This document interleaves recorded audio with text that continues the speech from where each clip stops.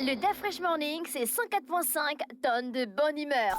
Tous les matins sur Urban FM. La meilleure radio de la capitale. La meilleure radio de la capitale. Vous êtes sur les 104.5 Urban FM, la station Urban. Et vous écoutez le DA Fresh Morning. Merci à tous les auditeurs qui nous reçoivent sur les 104.5. www.urbanfm.fm. Dans notre émission, on a Monsieur Éric Moreau. Il est président de l'Ordre des architectes du Gabon. Voilà. Avec lui, on aura l'occasion donc de discuter sur beaucoup de questions. Au programme ce matin, Monsieur Éric Moreau est dans le studio des 104.5. Monsieur Moreau, bonjour. Bonjour. Rapprochez-vous du micro, s'il vous plaît. C'est fait, merci. Encore un peu plus. Ça va? Voilà. L'Ordre des architectes du Gabon. C'est quoi exactement pour nous les profanes?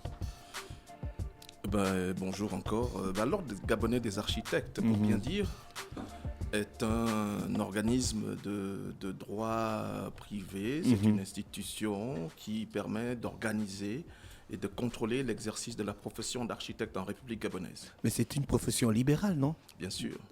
Comment vous faites pour vous organiser alors que chacun a le droit de travailler comme il veut? Non. Ou bien il y a des normes, il y a des standards internationaux dont tout le monde doit être au parfum? Alors, vous avez donné la raison, c'est ça. D'accord. Il existe des normes internationales. L'acte de bâtir ne se fait pas dans le désordre. Et la corporation dans notre pays est structurée à travers l'Ordre gabonais des architectes qui a été mis par un décret, mis en place par le décret 1071 le 30 novembre 1976. Donc voilà. Vous êtes président de cet ordre depuis combien de temps maintenant? Alors j'ai été élu le 25 septembre 2021. 21. D'accord. Oui. Et votre projet, c'est agir en solidarité avec dynamisme. Tout à fait. Ça veut dire quoi, agir en solidarité avec dynamisme? Alors, je vais vous dire une chose, c'est-à-dire qu'en fait, la corporation, je suis le 10e président de l'Ordre gabonais des architectes. Vous comprenez que ça fait quand même 47 ans. Et en tant que 10e président, les prédécesseurs, chacun d'eux a posé une pierre dans la structuration de la corporation dans notre pays. Je viendrai dans les détails pour vous dire un peu exactement les missions qui sont les nôtres à l'intérieur. Et notre vocation est donc d'accompagner principalement dans l'acte de bâtir l'administration pour lesquels nous sommes des premiers conseils. Et la vocation qui est la nôtre est donc souvent du conseil et de la bonne conception à travers l'utilisation de la norme, de la loi, et justement pour fabriquer la qualité et les harmonies. Est-ce que vous participez à la construction du pays? J'ai envie de dire... Aux côtés côtés de l'administration publique, pas aux côtés du privé. Quels que soient les deux domaines, je pense que la corporation est mal connue, ou du moins les pouvoirs publics ne savent pas l'utiliser à bon escient. Et notre pays en souffre, c'est-à-dire qu'aujourd'hui, on a encore beaucoup de personnes qui arrivent à se poser des questions de l'utilité de la profession dans nos pays. Ouais. Ça veut dire simplement que les gens... Oui, c'est étonnant, justement. Le résultat, ça donne quoi? Ça donne que tout le monde, 90% à Libreville, quand on regarde l'urbain, c'est la fabrication du matiti. Voilà, c'est le désordre. Alors, jusqu'à quand on va continuer? Mais pourquoi attendez-vous les pouvoirs publics pour travailler avec eux? Pourquoi vous avez un conseil? Pourquoi vous ne participez pas aux côtés des populations à trouver des moyens pour faire en sorte que notre architecture ressemble à quelque chose de digeste? Alors, justement, l'indigeste aujourd'hui est fabriqué par le fait que les pouvoirs publics n'y mettent pas la force. Dans aucun pays au monde, ce sont les personnes qui n'ont pas de pouvoir. Nous sommes une structure de professionnels. Nous n'attendons que d'avoir derrière un soutien et une force publique qui peut nous permettre d'agir. S'il était permis aux architectes d'avoir la police ou la force publique de venir agir et arrêter, on le ferait. Dans ce sens, je comprends. Voilà. Or, aujourd'hui, les pouvoirs publics et la force, n'importe qui vient se mettre aujourd'hui à bâtir aux yeux de tout le monde, de toute l'administration, et où l'administration est devenue faiblarde. j'ai envie de dire, je redis bien, l'administration gabonaise est devenue faiblarde et n'importe qui aujourd'hui se met à bâtir, à construire ce qu'il veut, même des étrangers, et si bien qu'on ne retrouve même plus la qualité de vie des Gabonais, du Gabonais, la spécificité des notions d'habitat des Gabonais, et on se retrouve dans un pays où c'est le désordre aujourd'hui en fait qui a pris le dessus. Ça implique quoi pour vous, un architecte, la notion d'habitat? Alors, la notion d'habitat, c'est habiter qualitativement. L'architecture et l'urbanisme, ce sont des valeurs de civilisation. Vous savez, pour prendre un exemple, quand vous voyez l'Égypte, qui est la plus ancienne des civilisations, l'Égypte était noire, pharaonique. L'Égypte, les pharaons, quand ils mouraient, l'endroit où on allait les enterrer, ce sont les pyramides que vous voyez. La pyramide, c'est la tombe, c'est-à-dire le dernier lieu de résidence des monarques. Oui.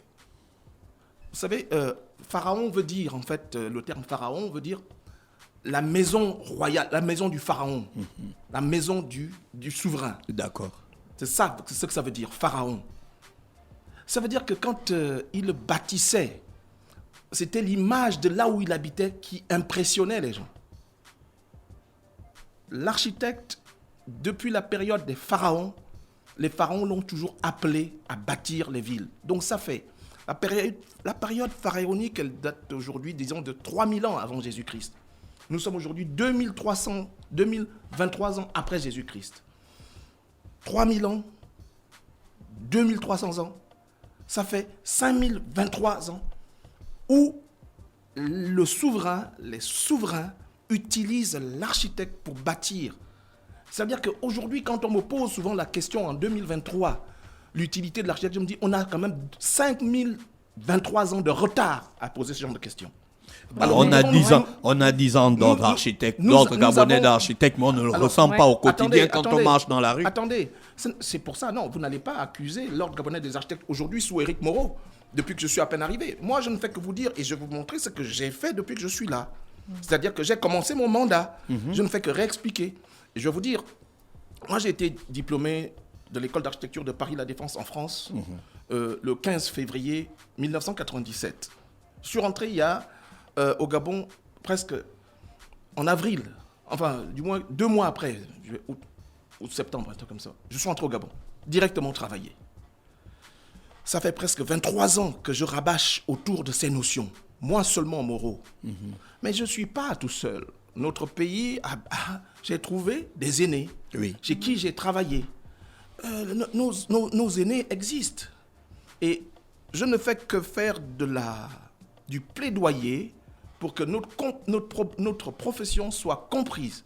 Et je peux vous dire que depuis que je suis rentré, c'est plus un travail de pédagogie, d'expliquer ce que c'est que l'architecte, que de travailler et de se mettre au travail.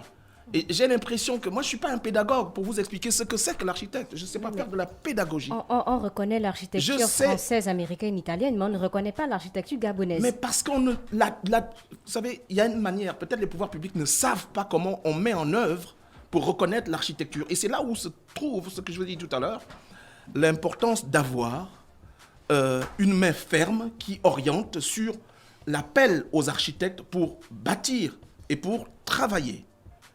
Si vous n'appelez pas les techniciens, vous mettre en œuvre leur savoir-faire et que vous vous permettez de laisser se faire le désordre, vous aurez du matiti. Moi, je ne fais que dire que 10 ans après, enfin depuis maintenant que je suis le 10e président, je ne viens que rappeler que est-ce qu'on va continuer comme ça? That's a question. En janvier 2023, vous avez organisé l'Assemblée générale. Il était question de présenter, je pense, le rapport moral et financier. De quoi il était question pour le rapport moral? Le rapport moral, c'est toujours justement la problématique de la prise en compte de notre considération par les pouvoirs publics de faire travailler les architectes gabonais. Les architectes gabonais ne travaillent pas sérieusement. J'ai un baromètre. Nous sommes un baromètre aussi de constater et le dire. Moi, j'ai notre bureau, et avant mon bureau, nous avons été reçus par le chef de l'État en 2013. Jusqu'à aujourd'hui, les architectes gabonais ne travaillent pas. Et il n'a pas fait travailler les les architectes. Il ne travaille pas aux côtés des pouvoirs publics, mais travaille personnellement. Mais nous avons la capacité de voir si nous travaillons. Ce n'est pas quelqu'un d'autre qui va le dire. Nous ne travaillons pas. Et le boulot qui se fait est fait par des personnes venues d'ailleurs, que l'on fait rentrer, ainsi de suite. Et ça ne travaille pas dans la norme. Et ça travaille dans le désordre. Et je me permets de vous dire, la preuve, vous, aujourd'hui, par exemple, il faut savoir que nous avons l'ordonnance 002 PR 2017 qui oblige et qui parle de l'orientation de l'urbanisme en République gabonaise. Bon, l'urbanisme en République gabonaise. Et à l'intérieur de cette ordonnance, qui est le dernier, l'article 40, je vais me permettre de... Parce que vous êtes journaliste, c'est mieux que vous le disiez. Toute personne physique ou morale qui désire entreprendre ou implanter une ou plusieurs constructions dans un périmètre urbain doit au préalable obtenir un permis de construire. Bon. Ça, c'est l'article 40. Toute personne physique ou morale. Ça veut dire que nous, quand moi j'arrive, je n'ai fait que le dire. Vous, comme les entreprises, comme les administrations, commençons à respecter la loi. Quand nous allons être dans cette dynamique ensemble, nous allons être capables de transformer le pays. Mieux, ce qui est dit dans cette ordonnance n'est pas nouveau. Depuis le sortir des indépendances, les cadastres existaient dans toutes les provinces. Moi, par exemple, je suis du Wollentem à Oyem. La maison de mon père, 457 mètres carrés, il a un permis de construire. Il a obtenu une parcelle au centre-ville d'Oyem. Il a demandé, il a acheté le terrain en 1963, je n'étais pas encore né. Il a déposé un dossier au permis de construire en 1964, j'étais toujours pas né. Et en 65, il a commencé à bâtir, il a obtenu son permis de construire. Sur 450 mètres carrés, à Oyem. Toutes les capitales provinciales le faisaient, y compris les villes départementales. Le désordre qui s'est installé dans notre pays, il faut l'arrêter. Et c'est pour ça que je parle de la faiblesse de notre État quant au contrôle de l'acte de bâtir dans notre pays. Il faut arrêter ça. Si dans Libreville, on a 80% du tissu urbain qui est désarticulé, alors je ne vous laisse pas regarder l'intérieur du pays. Parce que Libreville est la vitrine. Mais allons-y en profondeur. Ce n'est pas seulement le bord de mer, de se limiter au bord de mer, hein. Allons-y à l'intérieur des quartiers où des personnes vivent aujourd'hui mal. Alors, l'Ordre gabonais des architectes, le métier de l'Ordre gabonais des architectes, c'est de regarder la qualité de vie de l'habitat. Je ne serai satisfait que quand je vois des Gabonais vivre dans des beaux habitats, des belles maisons, des alignements ordonnancés, une qualité de vie, et où les architectes gabonais travaillent, et où il y a un urbanisme qui est structuré. C'est ce qui fait que quand nous allons dans d'autres pays, à l'étranger, on va s'escouffer de la beauté, ainsi de suite, de la fabrication de la ville. C'est une conception. La ville, le beau, ça se conçoit. Ça ne se fait pas par improvisation ou par le désordre. C'est cela que je ne fais que dire. Mes prédécesseurs l'ont dit, je ne viens que faire la même chose, je le appuie et je le redis, et pour que nous tous, on se comprenne bien. L'architecte n'est pas le seul qui fait que ça marche. C'est une dialectique triangulaire entre vous aussi, les populations. L'architecte qui n'est qu'un technicien, qui conçoit et ensuite il dessine la forme et il fait respecter ça sur une parcelle. Il existe plusieurs intervenants dans l'acte de bâtir. Pour obtenir donc le beau, la hiérarchisation et cette qualité, il faut commencer par respecter toutes ces étapes. Si un beau matin, parce que vous êtes pressé, ou vous avez des parents qui sont placés à tel endroit, vous sautez des étapes, vous allez forcément tomber dans des travers. Vous ne tombez pas dans une caricature quand on sait que pour bâtir au Gabon, c'est un parcours de combattant. Rien que pour obtenir le titre foncier, c'est un problème. Et pour arriver à avoir la délivrance du titre de bâtir ou le permis de construire, c'est toute une session aussi qu'il faut organiser à la municipalité. Est-ce qu'aujourd'hui, il y a un travail de fond qui est mené par les équipes aussi bien de, on va dire, votre structure, pour travailler en collaboration avec le cadastre et le ministère de l'Habitat? Alors, je vais vous dire, monsieur, moi, je ne veux pas et je ne souhaite pas que les populations, tout de suite, on dise que oui, c'est trop difficile. Le Gabon n'est pas une finitude. Le Gabon est un pays dernier aujourd'hui. Oui, mais justement, vous allez continuer on va continuer à bâtir, à rester dans le Matiti. C'est ça qui vous plaît? C'est pas moi. Mais c'est qui? Moi, je vous pose la question. Alors, je vous dis, quels sont les ponts que vous créez entre l'administration et les populations pour favoriser un meilleur bâtir au Gabon? Nous avons, depuis mon arrivée, et je vous ai dit, je suis le 10e président de l'Ordre gabonais des architectes. Si vous voulez, un jour, je pourrais vous montrer le travail que chacun des présidents a pu faire. Et je suis le 10e président de l'Ordre gabonais des architectes. Et où nous nous efforçons à toujours être le conseiller du gouvernement, le conseiller de bien bâtir et le rappeler à l'administration. Vous savez, moi, je n'ai pas les armes ou quoi que ce soit, c'est seulement le stylo. J'écris. Mon arrivée à la présidence de l'Ordre gabonais des architectes, j'ai saisi le chef de l'État sur l'importance de ne plus construire anarchiquement. Il a reçu du courrier. En recevant ce courrier, il l'a transmis à la mairesse de Libreville pour que de moins en moins, on construise anarchiquement. On y a mis là-bas une commission pour surveiller et pour ne plus laisser les habitats ou les constructions mal se faire. Mais ça ne doit pas s'arrêter seulement à Libreville. C'est valable sur toute l'étendue du territoire. La parole du chef de l'État, elle est valable sur toute l'étendue du territoire. Elle n'est pas bornée entre Akanda et le Port-Molle, ou alors seulement là, le boulevard du bord de mer. Ok? C'est partout. Et ce n'est pas seulement à Libreville, c'est toute l'étendue du territoire. Et l'article 40 que vous avez lu, c'est la loi. Elle est valable sur toute l'étendue du territoire. Mais nous sommes les derniers à ne pas le faire dans le monde. Parce que quand vous allez à New York ou Paris ou Tokyo, on ne se pose plus cette question. Il n'y a pas un centimètre carré qui n'est pas regardé par les architectes. C'est ce que je veux vous dire. Et donc nous avons à inverser les comportements. C'est ce dont il s'agit, monsieur Saif. Nous devons inverser les comportements. Ne prenez pas le Gabon comme étant déjà quelque chose où on va se contenter de ce qu'on a. Nous avons un pays qui est moche, où beaucoup de choses sont mal bâties, où on a maintenant honte d'avoir ce genre d'habitat. Alors il faut le transformer. Ma revendication aujourd'hui et ma problématique, c'est celle-là, de ramener les populations de plus en plus à aller comprendre l'importance de travailler avec un architecte et de savoir que l'acte de bâtir ou de fabriquer ou d'occuper l'espace n'est pas un acte banal. Il doit s'entourer de tous ces aspects légaux et également juridiques et avec également bien sûr techniques en utilisant bien sûr les matériaux.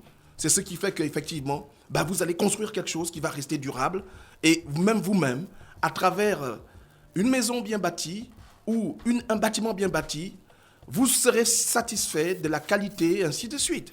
Dernièrement, vous avez signé une convention avec le FMCT, le Fonds maritime, pour pouvoir mettre en place la conception, la stratégie de construction des villes durables ou bien encore d'un environnement urbain durable au Gabon.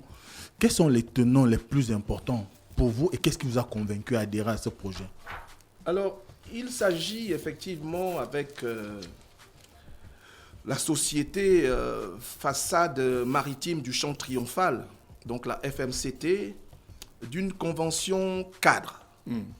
Je pense que la FMCT d'abord est une société capitalisée. En fait, c'est des fonds privés qui ont compris l'importance de travailler avec l'architecte parce qu'ils font beaucoup dans l'intervention urbaine, de l'urbanisme et donc de l'architecture. Ils savent très bien que dans le domaine de l'urbanisme et de l'architecture, c'est donc les métiers des architectes et des urbanistes que nous sommes. L'architecte est un urbaniste en puissance, c'est son travail. Et donc, évidemment, il ne peut pas, c'est comme si vous allez à l'hôpital, vous voulez faire des grandes opérations médicales, vous n'appelez pas les médecins. On ne peut pas faire l'architecture ou l'urbanisme sans appeler les architectes. Donc c'est presque dans cet esprit que nous avons signé un accord cadre, où de plus en plus, effectivement, ou après que nous nous soyons rencontrés à plusieurs reprises, ont décidé effectivement de marcher ensemble, de les accompagner, parce qu'eux étant déjà une société qui a quand même pignon sur rue et qui actuellement travaille sur, vous voyez, la baie des Rois, et voilà. Et donc c'est une société qui s'y connaît dans des opérations urbaines, et de plus en plus, parce que ce genre d'opérations, nous ne les faisons pas au Gabon, on ne les connaît pas. Et les techniciens qui sont à l'intérieur, et nous avons donc jugé utile de nous rapprocher et de pouvoir travailler ensemble, et évidemment donc de pouvoir faire travailler le grand nombre d'architectes. Comme vous pouvez le voir dans un peu le schéma, moi ma problématique elle est c'est pas seulement à Libreville, c'est ce que j'ai dit avec FMCT.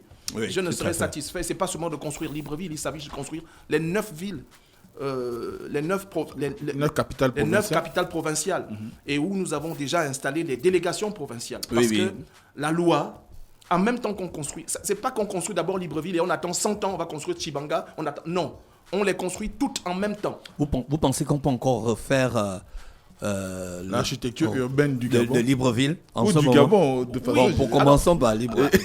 Alors, il y en a Parce qu'on est déjà dans un désordre urbain. Est-ce que vous pensez que ça peut encore être rétabli? Oui, il faut des gens qui connaissent. D'accord. Moi, je sais qu'on peut redresser tout cela et c'est pour ça que je parle.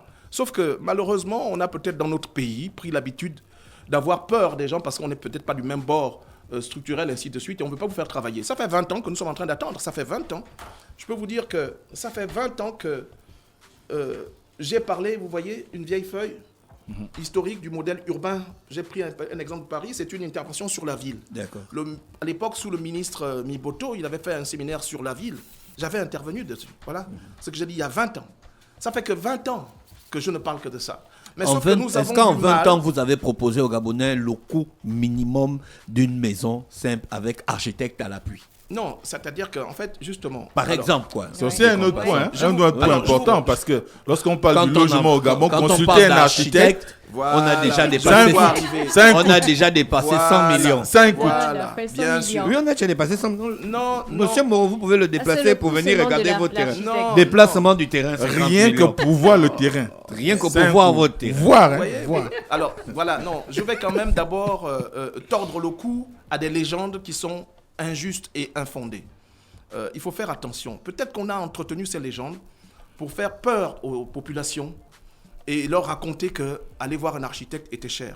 Je redis bien et je commence par dire là-dessus, non, aux populations qui m'écoutent et aux gens qui m'écoutent, l'architecte n'est pas cher. Je peux vous structurer comment est rémunéré un architecte. Et je vais le faire tout de suite. Oui. Les missions d'architecture en République gabonaise, c'est la loi également, ou du moins c'est un décret qui fixe les missions d'architecture en République gabonaise. La profession d'architecte gabonaise est structurée sur 2 principaux décrets. Le premier décret, donc, c'est le décret 1071 du 30 novembre 1976 qui organise la profession d'architecture en République gabonaise. Le deuxième décret est le décret 400 qui lui aussi parle des rémunérations des missions de maîtrise d'œuvre et d'architecture en République gabonaise. Quand on parle d'un architecte, en fait, la compréhension de ce décret, on parle en fait des missions de maîtrise d'œuvre. Un architecte, quand il prend une maison, quand il doit aller construire une maison, par exemple, puisque c'est de la maison dont il s'agit. Oui. Alors, comment ça se passe? C'est-à-dire qu'en fait, si vous voulez, vous avez un terrain. Vous voulez, il y a par exemple une rue quelque part. Vous avez un terrain qui est le vôtre. Le terrain est borné. A, B, C et D. Je vous montre les bornes. Ça, par exemple, c'est la rue. Alors, on vous dit, voilà ce terrain qui appartient peut-être à monsieur Dafresh. Dafresh. Alors, ce terrain, vous l'avez obtenu en allant faire une demande au cadastre. On vous donne une parcelle. Elle fait par exemple, disons, 1000 mètres carrés. Non, ça, c'est pas réaliste. Mais non Un Non, Gabonais non, ne part pour attendez, cadastre. C'est le attendez. terrain de la mère de Fallon. Elle m'a Non, vendu non, une petite non, parcelle. Laissez-moi faire, parce que après on rentrera là-dedans, on va rentrer dedans. Ouais, d'accord. Ne rentrez pas dedans. Vous savez, je peux vous expliquer, un jour j'ai Il vu veut un- rester légaliste. Ah, d'accord. Le minimum que moi, quand je conçois une maison à un Gabonais, chez lui, le minimum, moi je me rappelle, j'ai fait un concours comme ça à la SNI, je leur ai expliqué pourquoi il faut donner à un Gabonais, au Gabonais, au minimum, 1000 mètres carrés quand on doit construire sa maison. Ensuite, parce qu'on la divise en deux. Quand vous avez, pour répondre à cette question, ça me fait cette problématique-là. C'est-à-dire qu'en fait, on vous donnera une parcelle qui est presque rectangulaire, en long. Oui. C'est-à-dire qu'en fait, on la divise en deux. Et puis ça donnera ce morceau. C'est-à-dire que la parcelle où vous allez habiter, c'est celle-là. Et où vous allez faire le champ, c'est l'autre côté. Voilà. C'est-à-dire que vous avez petit une partie- jardin. Un petit jardin, pas un petit jardin qui va vous permettre de vivre. Ouais. Parce que sur ce champ, vous pouvez planter dessus. Sur ce champ, vous pourriez mettre des panneaux solaires pour alimenter votre maison. Sur ce champ, vous pouvez faire beaucoup de choses. Mais il faudrait que vous ayez ça et que tout le monde puisse avoir cela. C'était à l'époque une des réflexions que j'avais faites au cours d'un concours de l'architecture. lancé par la SNI, mais bon, il y a longtemps, mais j'avais proposé 1000 mètres carrés. Il m'amenait à des parcelles de 500 mètres carrés. Non, les parcelles de 500 mètres carrés sont des parcelles de spéculation foncière, où on veut juste gagner de l'argent, et où on vous fait vivre dans des petites habitations, et où vous êtes coincé à l'intérieur, et vous ne pouvez faire que des petites maisons. À l'intérieur, vous êtes coincé, et vous avez chaud, et vous ne pouvez pas tenir dedans. Et aujourd'hui, vous optez toujours pour le 1000 mètres carrés? C'est pour ça que quand je parle, moi, Moreau, en tant que président de l'Ordre gabonais des architectes aujourd'hui, je redis, je reviendrai dessus. Mais nous sommes 2 habitants au kilomètre carré au Gabon. Nous sommes des Gabonais. Comme si, est-ce que notre territoire, on a peur de l'occuper? Pourquoi? Pourquoi? Nous avons quand même 267 667 kilomètres carrés qui nous appartiennent. Bon, on le gère avec quelqu'un?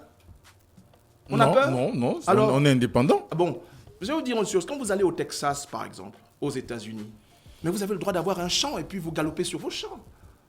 C'est chez vous. Et vous mettez vos bornes.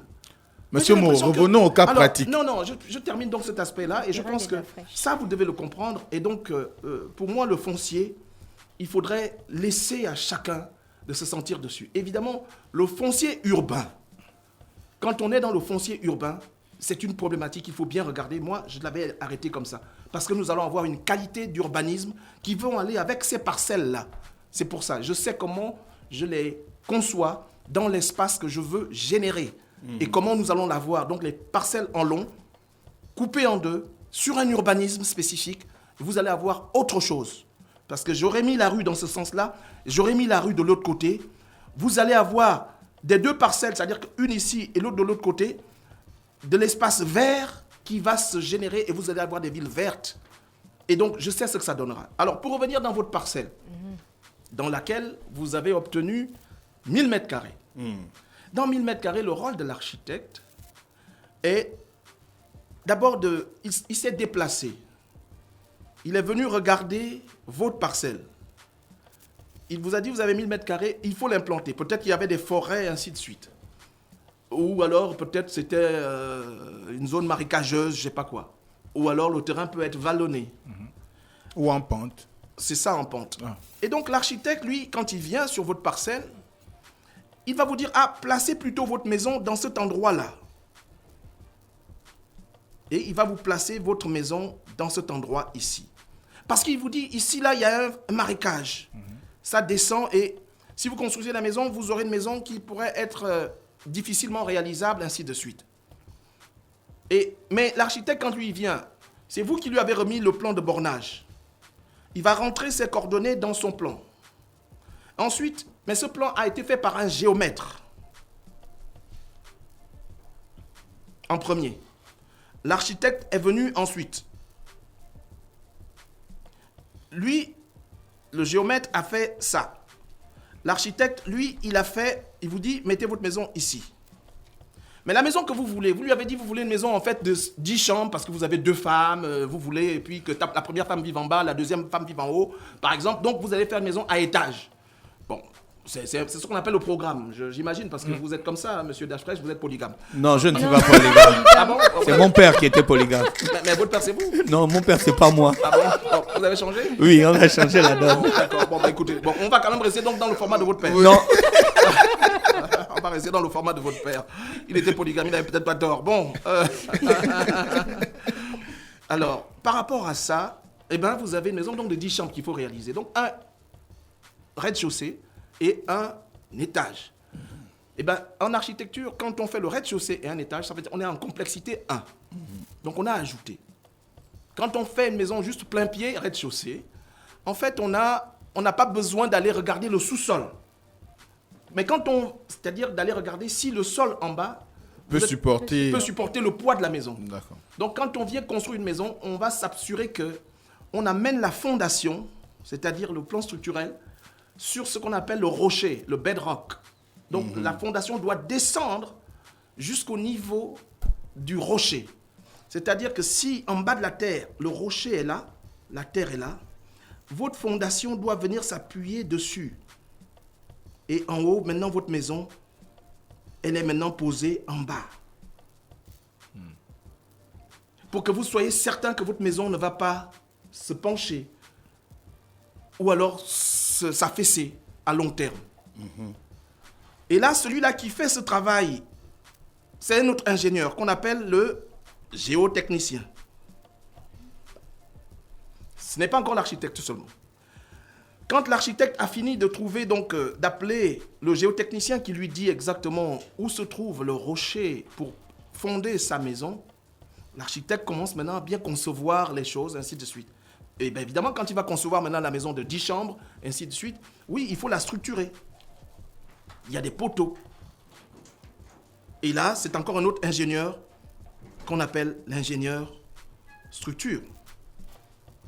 Ça fait déjà 4 ingénieurs. Ou 4 techniciens. 4 coups.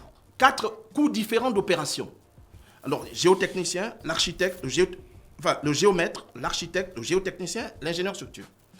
Arrêtons-nous là pour le moment parce que ce sont les principaux qui permettent de réaliser votre maison de 2 étages, ainsi de suite. Et c'est ça la démarche partout. Et cette démarche, elle est la même. Et bien, dans les missions d'architecture, cette mission-là, l'ensemble de ces experts, c'est ce qu'on appelle la maîtrise d'œuvre.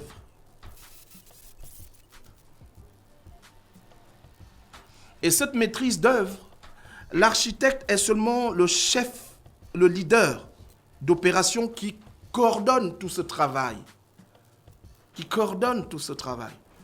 Et donc, il sait que, et c'est à lui que l'on a confié la mission de réaliser le projet de la maison. Mais l'architecte, comme il doit construire cette maison, il sait qu'il est maître d'œuvre, il va aller appeler le géomètre, il va aller appeler le géotechnicien, il va appeler également l'ingénieur structure. Dans les rémunérations des missions d'architecture dont je vous ai parlé, le coût de la maison va peut-être coûter ensuite, allez, on est à R+1, 10 chambres, disons 50 millions. Avec la tontienne, on ne peut pas. Non, mais ça c'est... Je suis en train d'évaluer. L'architecte n'a pas encore donné son prix. On évalue d'abord le coût de cette construction. Oui. L'évaluation permet donc de savoir combien va coûter ou combien peut coûter un projet de 10 chambres d'une maison d'un polygame qui a en bas une famille, en haut une famille et lui-même peut-être, voilà, il vit comme il veut. Mais à l'intérieur de tout ça, il doit avoir un édifice qui est construit sur cette parcelle-là. Et donc, ça, l'estimation de ça vaut à peu près, on dit, 50 millions. Les matériaux gabonais, on les prend ici. Dans 50 millions, dans les missions de maîtrise d'œuvre du décret 400 qui fixe les rémunérations des missions de l'architecte, c'est un ABAC. Un ABAC, c'est un tableau où, en fonction du montant des travaux, il y a un pourcentage de rémunération. Et donc, ce montant des travaux, on va dire, il y a encore une classification de typologie d'ouvrage. Là, par exemple, c'est le banal. Le banal, ça veut dire le plus simple, les maisons. Les architectes construisent aussi des usines. Les architectes construisent des écoles, les établissements secondaires et universitaires, hospitaliers, les aéroports. Donc, dans tout ce que construisent les architectes, c'est gradué de manière hiérarchisée également, donc complexifié. Donc, la complexité, justement, de ça, par exemple, ça va tomber peut-être dans la catégorie A. Donc, il y a un tableau qu'on suit bien précis. Dans le basique, 50 millions, quel sera le pourcentage de l'architecte? Généralement, mais oui, c'est ça que je suis en train de venir vous dire. Et donc, dans les 50 millions du coût évalué des travaux de construction, les missions de l'architecte, on va les évaluer, par exemple, enfin, de maîtrise d'œuvre, on va les évaluer à 10%. C'est comme ça que l'on met 10%. Mais 10%, c'est pour rémunérer la maîtrise d'œuvre. C'est-à-dire, c'est pour rémunérer ces 4 personnes, c'est-à-dire l'ingénieur, le géotechnicien, l'architecte et le géomètre. Parfois, vous ne le voyez pas. Mais l'architecte, lui, le sait. Et c'est difficile, le complexe. Mais parfois. là, vous vous êtes arrêté seulement à 4 personnes, il y avait d'autres aussi. Oui, c'est-à-dire que... Non, ça dépend de votre... Pour une maison simple, Pour une maison simple, généralement, voilà le basique. Si, par exemple, je fais une salle... 5%, c'est 5 millions, c'est ça? Non, oui, 10% à 5 millions, ça fait 5 millions. Voilà. Donc, ça va faire 10%, ça va faire 5 millions. OK? Donc, ça va faire, en fait, 5 millions pour la maîtrise d'œuvre. Construction et études. C'est tout ça qu'on appelle les études. Dans le dossier de l'architecte, c'est tout ça qu'on appelle les études. Tous ces ingénieurs ou tous ces techniciens, ils seront donc rémunérés par rapport à une maison qui coûte 50 millions. Tous vont se partager 5 millions. Quel est l'avantage de faire tout ce processus? Attendez, je continue à vous dire. Parce que nous, on est rentré dans l'heure. Oui, voilà. Et donc, c'est autour de tout ça que je vous dis là-dessus que globalement, dans ces 10%, on rémunère donc l'ensemble des missions. Je suis obligé de le faire parce que c'est pour vous enlever dans la tête les légendes qu'on a fabriquées que l'architecte coûte cher. Non, l'architecte vous accompagne dans la qualité et dans le respect des normes et dans le respect structurel et dans le respect de bien vous permettre d'avoir un ouvrage bien bâti. Et parce qu'il contrôle tous les autres ingénieurs et tous les autres intervenants. Et dans ces missions, elles sont scindées en deux. Il y a la mission étude et la mission supervision. Dans les 5 millions, par exemple, il y a la partie, et pour tous les experts, c'est-à-dire il y a toujours une partie étude, c'est-à-dire les plans qu'on a fait. Admettons, et votre maison, on va mettre, disons, 12 mois pour la réaliser. Eh bien, l'architecte viendra une fois par mois, les autres ingénieurs, chacun passera, venir vérifier. Donc, vous avez employé ces gens-là pendant 12 mois, et généralement, la partie étude représente 70%. Et il y a 30% qui représentent le contrôle des travaux. Et donc, et chacun d'eux est rémunéré comme ça. C'est simplement ce jeu-là qui se passe. Et donc, je suis en train de vous dire que quand une maison que vous devez construire, vous ne pouvez pas vous permettre d'aller bâtir alors que vous n'avez pas fait des études géotechniques. Vous ne pouvez pas aller bâtir un immeuble de deux étages sans vous être assuré de savoir si vous avez fondé sur le bois de roc. Vous ne pouvez pas construire une maison sans être sûr que les plans structurels, les dalles, les poteaux ont été bien étudiés par les notes de calcul. Vous ne pouvez pas vous assurer que... Voilà. Donc, la somme de ces études amène à ce que régulièrement, donc, on a l'impression que c'est lourd, c'est cher. Or, c'est la démarche basique. Et parce que, comme je disais, l'acte de bâtir n'est pas banal. La démarche, c'est celle-là un peu que j'ai essayé rapidement de vous permettre de comprendre de manière technique. Quel serait l'avantage en suivant ce processus? Est-ce qu'il y a des avantages? Mais les avantages, alors je vais vous dire une chose. Je vous ai donné tout à l'heure que quand vous ne construisez pas avec les architectes dans la norme, le résultat, la résultante, eh ben c'est le matiti. Vous avez que deux choix. Ça, c'est sur l'esthétique. Ça, c'est l'esthétique. Moi, j'ai construit ma maison. Quels avantages j'aurais sur l'avantage que vous aurez, vous aurez une maison qui a une valeur vénale, c'est-à-dire qui a été... Et quand vous avez fini ça, le dossier... à un moment donné, est déposé à la commission de permis de construire. Et vous avez un tissu urbain qui est qualitatif. Et harmonisé. Et parce que votre maison qui a une valeur vénale, c'est-à-dire, ça devient un bien que vous pouvez vendre et que vous pouvez mettre quelque part même en location et que vous pouvez même mettre en hypothèque. Et parce qu'un beau matin, vous pouvez ne plus être là vivant et puis votre famille est restée là, peut utiliser cette maison parce qu'elle a un titre foncier. On va donc rentrer dans l'immobilier où on y fait aujourd'hui, c'est un domaine spéculatif et où quand un tissu urbain est bien structuré, votre maison qui est construite de manière qualitative est un bien qui est important comme de l'or. Et donc, vous ne pouvez pas, donc vous n'allez plus accepter de voir comme quelqu'un construire dans le désordre à côté de vous. Et parce que justement, quand des gens construisent en désordre à côté de vous, ils dévaluent votre maison. Donc voilà pourquoi... les autres ont des belles villes. Et comme nous, on a pris comme habitude d'avoir et de mal vivre et de mal construire, et bien le résultat, c'est le matiti.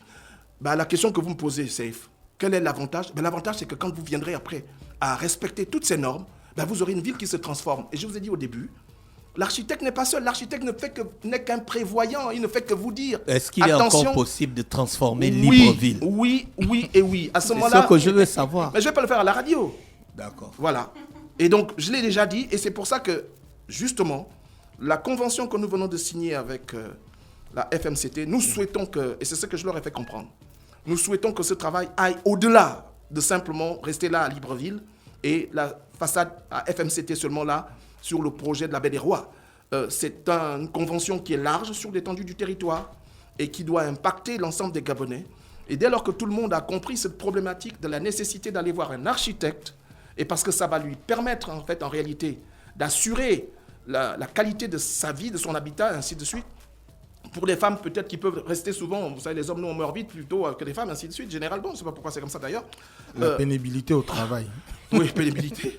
Alors, donc, souvent, il faut bien rester avec un bien. Et ce bien, il faut lui donner une valeur vénale. Parce que quand vous allez après aller au tribunal et qu'on va se mettre à l'expertiser, eh bien oui, on verra que, tiens, il y a un dossier qui a été déposé au permis de construire. Parce qu'aujourd'hui, le numérique va permettre à ce qu'on regroupe tout. Oui. On va voir qui est l'architecte. il y a derrière tout ça la responsabilité. Tenez, récemment encore, toujours dans les textes qui ont été mis en place pour les architectes, le président de la République a signé, a touché le décret 1071, notamment l'article 41, sur la responsabilité de l'architecte, c'est-à-dire dans l'acte de bâtir, pour des bâtiments qui ne s'écroulent pas, pour que les bâtiments soient bien conçus. Et ça veut dire qu'en fait, on va avoir ça quand si, par exemple, les architectes ne sont pas appelés à travailler. Une chose est de signer des documents, une autre chose est de voir qu'on les utilise. Oui. Les architectes au Gabon, en tant que président de l'Ordre gabonais des architectes, je plaide depuis longtemps. Nous sommes aujourd'hui plus de 150 architectes inscrits au Gabon sur le tableau de l'Ordre gabonais des architectes. Ils doivent travailler. Et aujourd'hui, en fait, de venir même parler comme ça qu'ils doivent travailler, c'est presque une espèce de tautologie parce que je fais là maintenant, en fait, presque du syndicalisme. Parce qu'on est en même temps hors des architectes, en même temps syndicat des architectes, parce que nous sommes obligés de dire que nous ne travaillons pas. L'ordre, normalement, dans des pays normaux, ça n'a plus besoin de faire de la publicité. De faire la publicité. C'est déjà connu, c'est déjà entendu. C'est-à-dire c'est comme une respiration, c'est automatique. Est-ce qu'il a envisagé des caravanes pour des sensibilisations à l'endroit des populations? C'est ce qu'on a commencé, nous sommes déjà en train de le faire. Et c'est ça que j'estime que simplement un grand nombre d'auditeurs a pu comprendre. Et c'est ça l'esprit, en fait, pour nous, de défendre la corporation. Nous la défendons comme ça. Nous avons défini qu'il existe 3 typologies de population. C'est d'abord l'administration. C'est ensuite... qui doit appeler les architectes, parce que c'est dit par l'article 40. Il faut que l'administration commence à être la première à montrer l'exemple. Cette obligation s'impose aux services publics de l'État et des collectivités urbaines à leurs concessionnaires ainsi qu'aux établissements publics et parapublics. Et malheureusement, l'administration ne suit pas ça. C'est seulement que des écrits. Donc il faut, et c'est ce que nous sommes en train de dire. Je le dis ici, évidemment ça va faire mal à qui il veut, mais je dis la vérité et je dis clairement aujourd'hui qu'il va falloir commencer à appliquer, à nous réconcilier avec la loi. Sinon, la loi, ce n'est pas seulement de respecter ce qui s'est fait peut-être dans le domaine politique ou XY, c'est aussi de respecter tous les aspects techniques. Et à ce moment-là, c'est ce que j'appelle un état de droit. Sinon, pour le moment, nous ne sommes pas dans un état de droit quand on voit que le désordre... L'administration, ensuite, la seconde... L'administration, ensuite, les entreprises. C'est-à-dire qu'on ne peut pas permettre à une entreprise, aujourd'hui, beaucoup d'entreprises venant de l'étranger ou des partenaires qui veulent venir réaliser ici, il faut qu'elles soient obligatoirement associés dans leur projet avec un architecte qui va réaliser leur bâtiment. Vous savez, en Côte d'Ivoire, c'est ce qu'a fait la dernière fois, et on connaît cette histoire, le président Houphouët-Boigny. Il a interdit tout simplement que tous les étrangers qui viennent construire en Côte d'Ivoire et à Abidjan ou partout, les bâtiments qu'ils construisent soient faits par les architectes de Côte d'Ivoire. Et c'est pas de la xénophobie. Mais parlons de ce qu'il fait, parce que tous les pays, tous les territoires au niveau de l'Union internationale des architectes, nous payons nos cotisations au niveau de l'Union internationale des architectes. Chaque pays a un ordre. Nous allons avoir au mois de juillet, je dirais à Copenhague, à la conférence internationale de l'Union internationale des architectes, c'est-à-dire que c'est l'Assemblée générale, et où on parle un peu de tout, de la problématique de la corporation sur la planète, et notamment des aspects climatiques, ainsi de suite. Et c'est là-bas où on revoit comment on utilise les normes, l'industrialisation avec les nouveaux matériaux, on met en place les nouvelles chartes, ainsi de suite, et donc après on se les applique sur dans nos différents pays. Et la circonscription ordinale qui est celle du Gabon, je suis le président. Et en tant qu'ambassadeur du Gabon dans la corporation au niveau de l'Union internationale des architectes, je ne peux que dire au gouvernement que voilà. Et la 3e catégorie, c'est les populations. Les populations sont aussi obligées, dans l'article 40 de l'ordonnance 02-PR 2017, de se conformer, à savoir qu'il faut aller voir un architecte, tout au moins d'avoir une maison qui est étudiée, parce qu'il faut déposer un dossier au permis de construire. Okay. Le permis de construire est obligatoire. Et donc, l'installation des délégations provinciales de l'Ordre gabonais des architectes, nous, on a mis l'Ordre gabonais des architectes en ordre. Et nous sommes en train d'attendre, avec notre ministère de tutelle, d'installer l'ensemble des délégations. Pour le moment, les questions de dépôt de permis de construire ne se réalisent qu'à Libreville. Et encore, à Libreville, à Ovendo, à Akanda et à Ntoum. C'est les seules 4 localités dans tout le Gabon. C'est-à-dire aujourd'hui... Où il y a des commissions. Où il y a des commissions. C'est-à-dire qu'à Franceville, aujourd'hui, quand on construit là-bas, personne. Avant, souvent, les commissions de permis de construire se déposaient à Libreville. Mais on les a délocalisées aujourd'hui. Quelle absurdité de voir qu'on doit construire au Gabon, à Libreville, et on doit construire à Franceville, et c'est à Libreville que l'on fait le permis de construire. Et ça ne va pas. Ça n'a pas de sens. Donc, d'où nous avons demandé à ce que l'installation des délégations provinciales et les architectes soient les conseils des différentes municipalités, notamment les principales capitales provinciales. Nous sommes prêts, on n'attend que ça. Donc voilà un peu en un an, le bilan que moi j'ai voulu restituer entre la signature de cette convention et l'activité qui a été la nôtre pendant la première année de mon mandat. Merci, monsieur Éric Moreau, qui est président de l'Ordre gabonais des architectes, qui était avec nous. C'est vrai que ça a pris beaucoup de temps, mais bon, il fallait bien. On vous remercie et on vous laisse avec l'horoscope des auditeurs. Merci Chers beaucoup. auditeurs, voici votre... Le DAF Fresh Morning, c'est 104.5 tonnes de bonne humeur. Tous les matins sur Urban FM. La meilleure radio de la capitale. La meilleure radio de la capitale.